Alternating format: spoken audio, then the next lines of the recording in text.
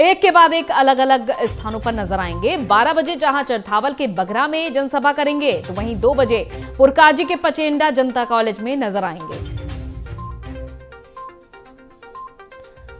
तो किसानों के हित में बड़ा ऐलान करने के अलावा जनसभाएं भी की जा रही हैं और इन जनसभाओं के जरिए बीजेपी पर हमलावर होते हुए दिखाई दे रहे हैं कभी जयंत चौधरी, कभी अखिलेश यादव। लेकिन आज दोनों ही अलग अलग क्षेत्रों में नजर आएंगे। जयंत चौधरी जहां आज पश्चिमी यूपी के शामली और मुजफ्फरनगर जिले में नजर आएंगे, अलग अलग विधानसभा क्षेत्रों का भ्रमण करेंगे, जनसभाएं करेंगे। और मुजफ्फरनगर जहां 2017 में एक बड़ा सिरदर्द साबित हुआ था समाजवादी पार्टी के लिए, क्योंकि 2013 के दंगे बार बार गिनाए जाते रहे हैं। और अब ये देखना होगा कि क्या बड़ा बहुमत हासिल हो पाता है जो किसानों को मनाने की कवायद में जहां बीजेपी जुटी हुई है। लेकिन यह समझ में आ रहा है कि किसान जयंत चौधरी के समर्थन में है। तो फिलहाल मुजफ्फरनगर की जनता कितना आकर्षित होती है। मुजफ्फरनगर का जोड़ एक बड़ा वोट बैंक है जिसको अपने साथ लाने की कोशिश में हर एक दल जुटा हुआ है। वो किसके पाले में आता है ये फिलहाल समझना होगा, क्योंकि जातिगत समीकरणों को तोड़ा गया है 2017 के विधानसभा चुनाव के दौरान। और एक बड़ा जो वोट बैंक रहा है वो हिंदू वोट बैंक माना गया, क्योंकि पीएम नरेंद्र मोदी के चेहरे पर चुनाव लड़ा गया और अयोध्या का एक मुद्दा उठाया गया और जातिगत समीकरणों को एकजुट करके एक बड़ा वोट बैंक बनाया गया, वो रहा हिंदू वोट बैंक। लेकिन अब इस बार ये नजर आ रहा है कि अलग अलग ये वोट बैंक बंट चुका है, चाहे वो हम जाटों की बात कर लें, पिछड़ों की बात कर लें, दलितों की बात कर लें, सवर्णों की बात कर लें, और इन समीकरणों को पूरी तरीके से साधा जा रहा है। तो जहां अभी तक हमने संयुक्त प्रेस कॉन्फ्रेंस देखी थी इन दोनों बड़े नेताओं की ओर से, और एक बार फिर से यूपी में विपक्ष में लड़के ही साथ में नजर आ रहे हैं। जहां 2017 में अगर हम वापस से लौटते हैं और हमने तब भी देखा था कि अखिलेश यादव के साथ राहुल गांधी नजर आए थे, लेकिन इस बार हैं किसानों के बड़े नेता के पोते यानी कि जयंत चौधरी। एक बड़ी सहानुभूति भी उनके साथ इस बार हो सकती है किसानों की, क्योंकि अजीत सिंह भी एक बड़े नेता रहे किसानों के, और जब किसान आंदोलन जारी था तब अजीत सिंह ने ही जयंत चौधरी को लगातार किसानों के लिए भेजा था। और अब ये देखा जा रहा है कि एक बड़ा फायदा मिल सकता है जयंत चौधरी को 2022 के इस विधानसभा चुनाव के लिए। हालांकि 2014 के, माफ कीजिएगा, 2019 के लोकसभा चुनाव की बात करें तो अखिलेश, मायावती और जयंत चौधरी एक साथ तो नजर आए थे, लेकिन तब जयंत चौधरी को इतना बड़ा बहुमत हासिल नहीं हो पाया था, यानी कि कोई बड़ा फायदा नहीं मिला था। लेकिन इस बार यह देखना होगा कि आखिर कितनी बड़ी जीत हासिल करते हैं जयंत चौधरी। ये माना तो जा रहा है कि जो जाट समुदाय है वो जयंत चौधरी के ही समर्थन में है, क्योंकि जो जाट समुदाय है वो ज्यादातर कृषि क्षेत्र से जुड़ा हुआ है। तो ऐसे में एक बड़ा फायदा समाजवादी पार्टी को मिल सकता है जयंत चौधरी के साथ रहकर। तो आज इन दो जिलों के दौरे पर रहेंगे, शामली और मुजफ्फरनगर के दौरे पर रहेंगे जयंत चौधरी। और क्या फिलहाल बड़ी बातें कहते हैं, क्या बड़ा मैसेज देते हैं मुजफ्फरनगर की जनता को, ये फिलहाल देखना रहेगा।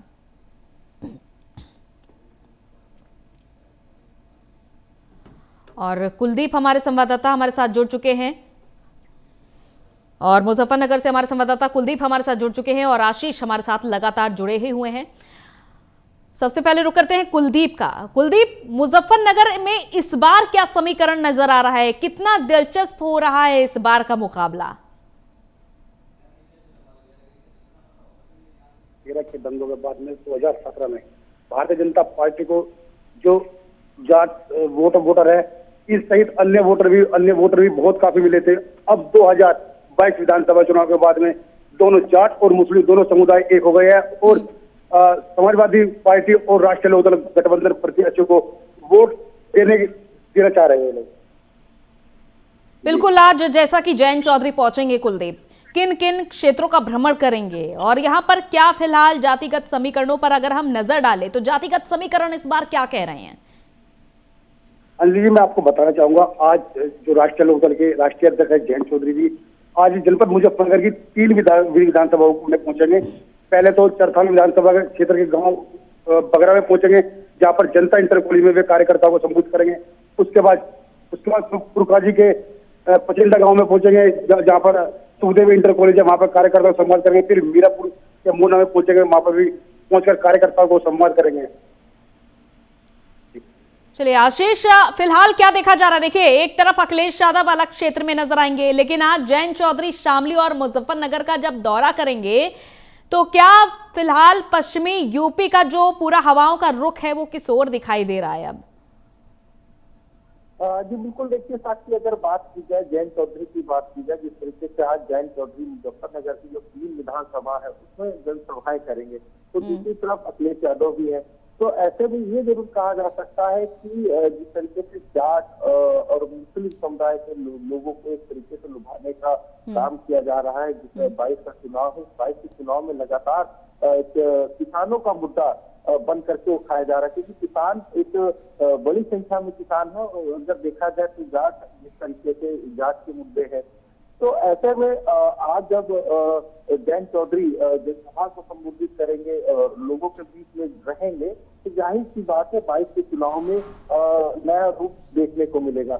लेकिन अगर बात की जाए 2013 की बात की जाए, तो 2013 में जिस तरीके से मुजफ्फरनगर में जो दंगा हुआ था, क्योंकि तब सपा सरकार थी, क्योंकि वो दंगा अभी तक ही बुला नहीं गया है।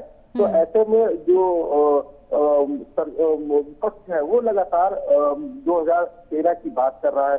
तो अगर आज देखा जाए जिस तरीके से दोनों, चाहे वो सपा के राष्ट्रीय अध्यक्ष अखिलेश यादव हो या फिर जयंत चौधरी, क्योंकि गठबंधन है और गठबंधन में जिस तरीके से एक हुजूम देखने को मिल रहा है, तो ये जो वोट बैंक में जब तब्दील होगा तो ये तो 10 मार्च को ही पता चल पाएगा कि जाट किसकी तरफ है और मुस्लिम समुदाय किसकी तरफ है। ये 10 मार्च को पता चलेगा। लेकिन कहीं ना कहीं जो 2022 का जो चुनाव है, जो देखने को मिल रहा है, वो काफी दिलचस्प देखने को मिल रहा है कि एक तरफ जाट भी है, किसान भी है, और लगातार सभी समुदाय को लुभाने का काम कर रहे हैं। बिल्कुल बिल्कुल कुलदीप, देखिए, जब संयुक्त प्रेस कॉन्फ्रेंस की गई अखिलेश और जयंत की तरफ से, तो किसानों को यहां पर पूरी तरीके से साधा गया, किसानों के लिए बड़े ऐलान भी किए गए, और तब से लेकर अब तक कितना परिवर्तन देखने को मिला है इतने दिनों में? क्योंकि इतने अंतराल में कोई बड़ा परिवर्तन हुआ होगा और एक बार फिर से जयंत चौधरी यहां पर पहुंचने वाले हैं।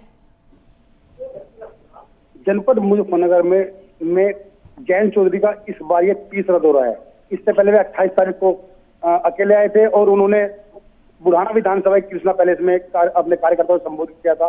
उसके बाद फिर संयुक्त रूप से समाजवादी पार्टी के जो राष्ट्रीय अध्यक्ष अखिलेश यादव जी और राष्ट्रीय लोकदल के जो अध्यक्ष जयंत चौधरी, उन्होंने मुजफ्फरनगर में एक बैंक्वेट हॉल में प्रेस कॉन्फ्रेंस की थी, और उसके बाद अब ये उनका 3रा दौरा है।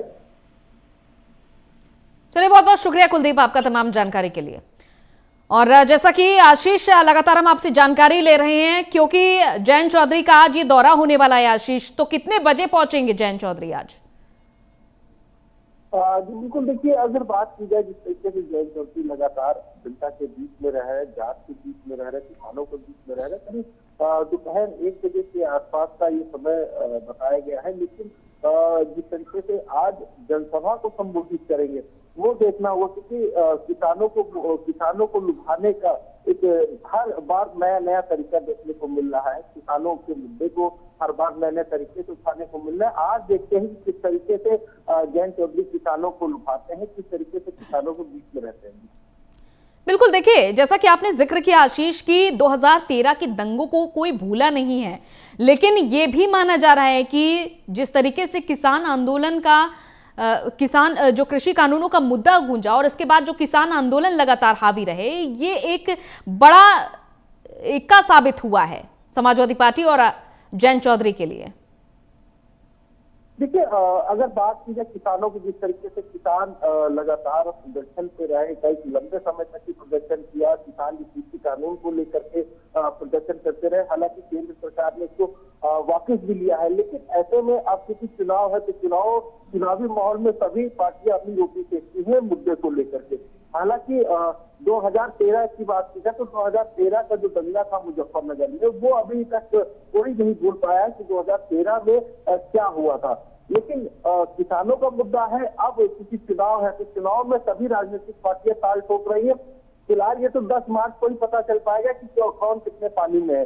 लेकिन जिस तरीके से जो राजनीतिक दल की जो पार्टियां हैं लगातार जनता के बीच में जा रही है, आज जिस तरीके से जयंत चौधरी किसानों के बीच में रहेंगे, जाटों के बीच में रहेंगे, मुस्लिमों के बीच में रहेंगे, तो ये सबसे अहम रहेगा। लेकिन आज देखने वाला यही रहेगा कि जयंत चौधरी किस तरीके से किसानों को लुभाते हैं, किस तरीके से जाटों को लुभाते हैं।